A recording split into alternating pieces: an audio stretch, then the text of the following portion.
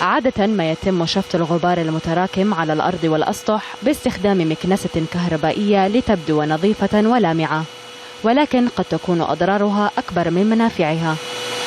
فبحسب باحثين أستراليين فإن تنظيف المنزل بمكنسة كهربائية يفاقم أعراض الحساسية من خلال توزيع الغبار والبكتيريا والعفن في أنحاء المنزل ربما أكثر من التخلص منها، فتقوم المكنسة بالتقاط الغبار والبكتيريا من الأرض ورشها في الهواء، ومن ثم يتم استنشاقها، الذي قد يؤدي إلى آثار سلبية خاصة لأصحاب الحساسية والأطفال الرضع والأشخاص ذوي المناعة الضعيفة. ويكون الضرر أكبر عندما يتم تشغيل المكنسة الكهربائية على سجاد مغبر، فتلتقط حشرات وبكتيريا قد تكون قاتلة ومن ثم رشها في الهواء مثلها كمثل عمل البخاخ. أبحاث سابقة في جامعة كوينزلاند الكندية بيّنت أن البكتيريا التي تنتشر في الهواء قد تكون من النوع الخطر والمميت المرتبط بمتلازمة موت الرضع المفاجئ.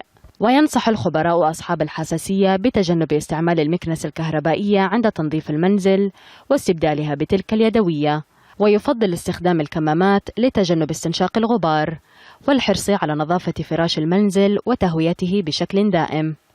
رشا خياط، العربية.